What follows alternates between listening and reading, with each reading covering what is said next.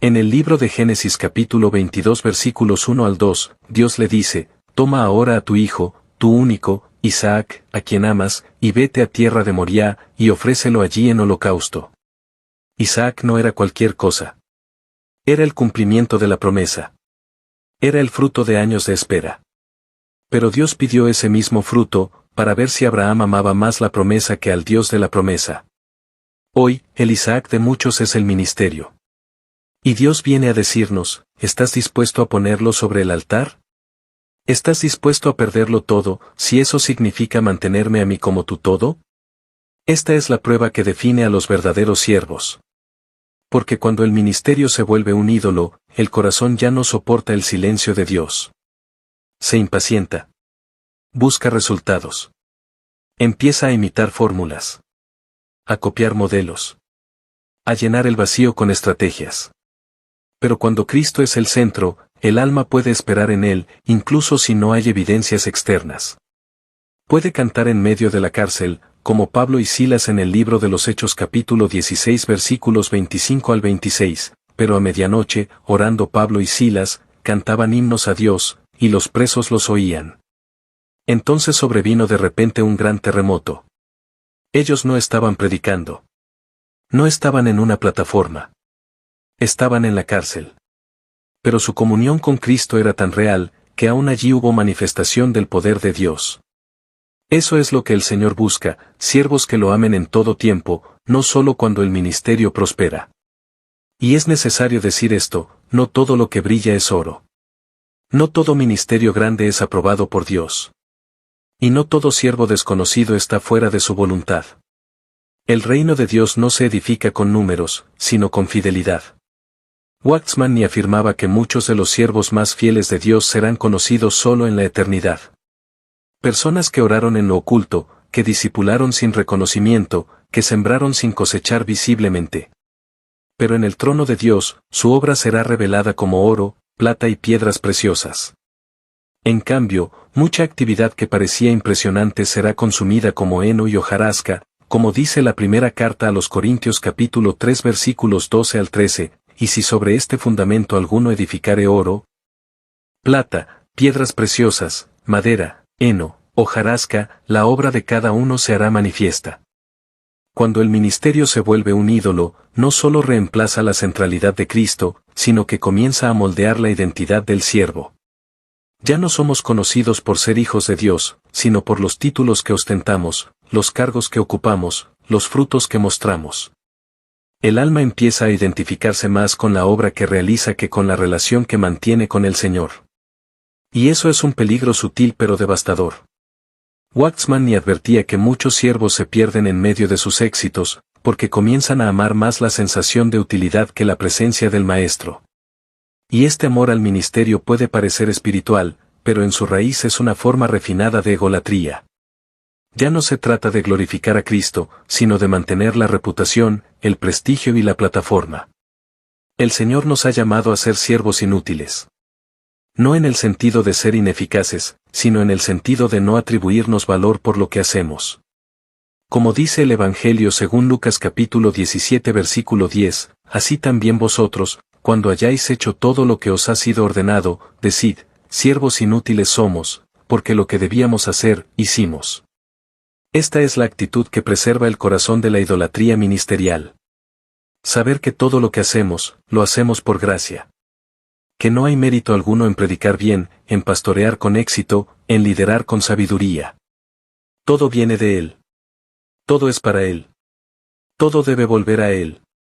El peligro está en cuando lo que debería ser una plataforma para glorificar a Cristo, se convierte en un pedestal para exaltar al hombre. El apóstol Pablo fue un hombre profundamente usado por Dios, pero también profundamente consciente de su fragilidad. En la segunda carta a los Corintios capítulo 4 versículo 7, él escribió, pero tenemos este tesoro en vasos de barro, para que la excelencia del poder sea de Dios, y no de nosotros. Este es el secreto de un ministerio puro, reconocer que somos barro. Que el tesoro es Cristo, y que nosotros solo somos el recipiente. Pero cuando el recipiente empieza a desear la gloria del tesoro, el ministerio se contamina. Waxman ni hablaba del olor de la carne en el servicio. Ese sutil deseo de ser vistos, reconocidos, aplaudidos. Y decía que cuando ese olor se mezcla con el incienso, el altar pierde su pureza. Por eso, el Señor permite muchas veces que el siervo pase por pruebas humillantes, para preservar la fragancia de Cristo. Una de las pruebas más dolorosas, pero más sanadoras, es el aparente olvido. Cuando Dios permite que se cierren las puertas, que se apaguen las luces, que desaparezca la audiencia. Todo para enseñarnos a servir por amor, no por aplausos. A permanecer fieles aun cuando nadie nos ve. En esos momentos, el alma es confrontada: ¿sirvo porque amo al Señor, o porque necesito validación? ¿Predico porque tengo fuego interior, o porque necesito sentirme útil? Estas preguntas no son cómodas, pero son necesarias. Porque solo cuando el fuego humano se apaga, puede arder el fuego divino. Solo cuando el siervo ha sido vaciado de su deseo de sobresalir, puede ser lleno de la gloria de Dios. En el Evangelio según Juan capítulo 21, vemos a Pedro siendo restaurado por Jesús. Después de negarlo 3 veces, Pedro es confrontado por el Señor junto al mar de Tiberíades. Jesús no le pregunta: ¿estás listo para predicar, ni vas a liderar bien la iglesia? La pregunta fue otra: ¿me amas? 3 veces lo confrontó con esa misma pregunta. Porque antes de confiarle ovejas, Jesús necesitaba asegurarse de que Pedro había sido restaurado en el amor. Esta es la base de todo ministerio verdadero: amar al Señor más que al ministerio. Amar al Señor más que a los resultados. Amar al Señor más que a la propia vida. Waxman ni decía que solo los que han sido reducidos a la impotencia pueden ser confiables en la obra de Dios. Porque ya no buscan afirmarse, sino obedecer. Un ministerio que nace de la carne puede producir muchas actividades, pero no puede producir vida. Puede entretener, emocionar, movilizar, pero no puede edificar. Porque la carne no puede engendrar espíritu. Es como el fuego extraño que ofrecieron Nadab y Abiú en el libro de Levítico capítulo 10 versículo 1, fuego que no fue ordenado por Dios. Y el juicio vino de inmediato. Esto nos enseña que Dios no aprueba toda actividad espiritual. Él examina el origen de la obra, no solo el resultado. Si el fuego no viene del altar, no tiene valor. Si la motivación no nace de la cruz, no es aceptable.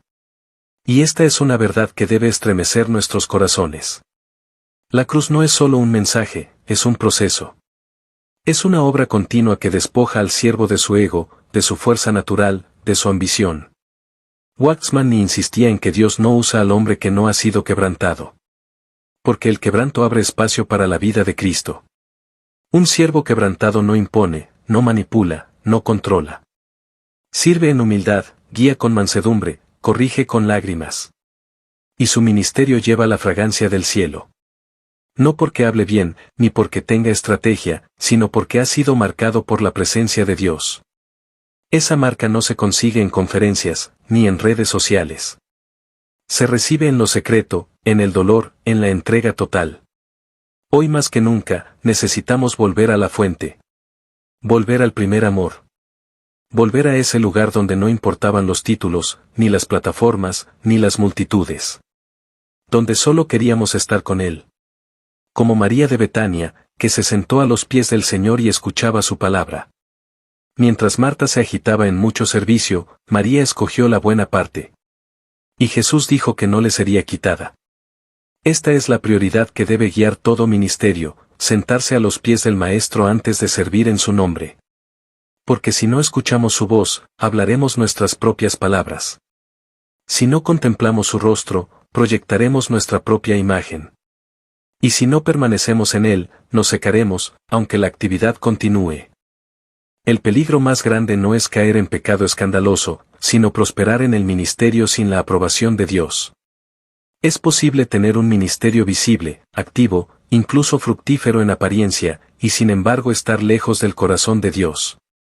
Waxman ni lo expresó con una claridad desconcertante: el éxito no siempre es señal de aprobación divina. A veces, Dios permite que el siervo continúe su obra solo para exponer su verdadero corazón. Como Balaam, que profetizó con exactitud y fue escuchado por reyes, pero cuyo corazón estaba lleno de codicia y rebelión. El libro de Números capítulo 22 nos muestra que aun cuando Dios habla, eso no significa que aprueba al instrumento. Porque Dios, en su soberanía, puede usar incluso a los desobedientes para cumplir sus fines, pero eso no equivale a comunión con Él. Esta realidad es aterradora para quien teme a Dios. Porque nos obliga a examinar no solo nuestras acciones, sino nuestras motivaciones. ¿Estoy sirviendo por obediencia o por ambición? ¿Estoy edificando el reino o mi propia plataforma? Waxman ni advertía que muchas veces, detrás de un ministerio aparentemente exitoso, se esconde un alma carente de vida espiritual. Porque el ministerio puede volverse un refugio para evitar el trato de Dios. Podemos escondernos detrás de nuestras ocupaciones, de nuestras responsabilidades, y usar el servicio como excusa para no enfrentar el silencio de Dios en lo íntimo. Pero Dios no quiere actividad sin comunión. Él no se complace en sacrificios vacíos. Como dijo el profeta Samuel al rey Saúl, en el primer libro de Samuel capítulo 15 versículo 22, ¿se complace Jehová tanto en holocaustos y víctimas, como en que se obedezca a las palabras de Jehová? Ciertamente el obedecer es mejor que los sacrificios. Es posible predicar a Cristo y, sin embargo, estar usurpando su lugar. Es posible hablar de la cruz, pero rehusar a llevarla. Es posible enseñar sobre la humildad, mientras el corazón busca exaltación. Y es allí donde el ministerio se convierte en un ídolo, cuando reemplaza a Cristo como centro de nuestro afecto. Cuando el siervo necesita el púlpito para sentirse vivo. Cuando el alma se alimenta más de la aprobación de los hombres que de la comunión con Dios. Waxman ni decía que una señal de madurez espiritual es la capacidad de servir en lo oculto, sin necesidad de reconocimiento. Cuando el siervo puede lavar pies sin buscar aplausos, entonces ha comenzado a conocer el corazón del Maestro. La cruz es el único remedio contra la idolatría del ministerio. No una cruz de madera colgada al cuello, sino la cruz vivida, encarnada, aceptada. Como lo expresa el apóstol Pablo en la carta a los Gálatas capítulo 2 versículo 20, con Cristo estoy juntamente crucificado, y ya no vivo yo, mas vive Cristo en mí. Esta es la verdadera espiritualidad, no cuanto hacemos, sino cuanto hemos sido crucificados. Porque la cruz no embellece, no enaltece, no engrandece. La cruz mata. Y solo el siervo que ha sido muerto a su ego puede llevar la gloria de Dios sin contaminarla. Waxman ni lo repetía constantemente, Dios no comparte su gloria con nadie. Cuando el siervo se convierte en el centro, la presencia de Dios se retira. Puede quedar la forma, la estructura, la liturgia, pero sin gloria. Por eso el Señor permite a veces que los ministerios mueran. No porque no tengan futuro, sino porque Él desea resucitarlos en una nueva dimensión. La muerte es necesaria para la resurrección. El grano de trigo debe caer a tierra y morir, como dijo Jesús en el Evangelio según Juan capítulo 12 versículo 24, si el grano de trigo no cae en tierra y muere, queda solo, pero si muere, lleva mucho fruto. Muchos ministerios quedan solos porque se niegan a morir. Porque sus líderes temen perder el control, la imagen, la influencia. Pero solo lo que muere en la cruz puede ser usado por Dios para dar vida a otros. El ministerio debe ser una ofrenda viva, no una plataforma de autopromoción. El siervo que ha sido quebrantado aprende a soltar. A soltar su reputación, sus logros, sus derechos. Aprende a ser canal y no protagonista. Porque entiende que el ministerio no le pertenece. Como Juan el Bautista, cuya grandeza no fue en la elocuencia, sino en su capacidad de disminuir. Él dijo en el Evangelio según Juan capítulo 3 versículo 30, es necesario que Él crezca, pero que yo mengüe. Este debe ser el clamor de todo siervo genuino, menguar para que Cristo sea visto. Desaparecer para que su gloria llene la casa. Renunciar al control para que el espíritu tenga libertad. Pero esta entrega no ocurre de forma automática. Debe ser alimentada en lo secreto. Solo una vida de oración profunda, de exposición constante a la palabra y de comunión viva con el Señor puede preservar al siervo del veneno del ego. Porque cada día el corazón humano tiende a desviarse, a buscar seguridad en lo visible, a querer construir una torre de Babel espiritual. Solo una relación continua con Cristo puede mantener el ministerio en su lugar correcto, como una herramienta y no como un fin. Como un medio para glorificar a Dios, y no como una excusa para nutrir el orgullo. Waxman observaba que muchos siervos que empezaron bien, terminaron atrapados en sus propias obras. Empezaron en el espíritu, pero terminaron en la carne. Su pasión inicial fue sustituida por el deber, su gozo por la presión, su comunión por la agenda. Y así, sin darse cuenta, el ministerio se volvió un peso en vez de una fuente de vida. Esto es lo que sucede cuando se sirve sin beber continuamente de la fuente. El Señor nunca nos pidió cargar su obra en nuestras fuerzas. Él dijo en el Evangelio según Mateo capítulo 11 versículos 28 al 30, «Venid a mí todos los que estáis trabajados y cargados, y yo os haré descansar. Llevad mi yugo sobre vosotros, y aprended de mí, que soy manso y humilde de corazón, y hallaréis descanso para vuestras almas. Porque mi yugo es fácil, y ligera mi carga». Cuando el ministerio agota, cansa, quema, es porque lo estamos llevando fuera del yugo de Cristo. Porque hemos cargado cosas que no nos fueron asignadas. Porque hemos tomado responsabilidades que no nacieron en la oración. Y entonces, la frustración nos visita, el desánimo se instala, y la sequedad espiritual se vuelve normal. No fuimos llamados a ser profesionales de la fe, sino discípulos apasionados. No fuimos diseñados para producir resultados, sino para permanecer en la vid. Como enseñó Jesús en el Evangelio según Juan capítulo 15 versículo 5, «Yo soy la vid, vosotros los pámpanos, el que permanece en mí, y yo en él, éste lleva mucho fruto, porque separados de mí nada podéis hacer». Cuando el siervo se desconecta de la fuente, puede continuar hablando de Cristo mientras lo ha perdido de vista. Puede seguir sirviendo al cuerpo de Cristo, mientras ha dejado de oír la voz del cabeza. Y aquí está el mayor peligro, que el ritmo del ministerio sustituya la voz de Dios. Waxman advertía que una de las estrategias más sutiles del enemigo es mantenernos tan ocupados en cosas espirituales que no tengamos tiempo para Dios mismo. En ese estado, nos convertimos en operarios del reino, pero no en amigos del rey. Y aunque el trabajo parezca avanzar, lo que se produce no tiene peso eterno. Es como madera, heno y hojarasca, que serán consumidos en el fuego según la primera carta a los Corintios capítulo 3 versículo 12 al 15. Es allí donde se pone a prueba la obra, en el fuego del juicio divino. Porque Dios no solo examina lo que hicimos, sino con qué lo hicimos y por qué lo hicimos.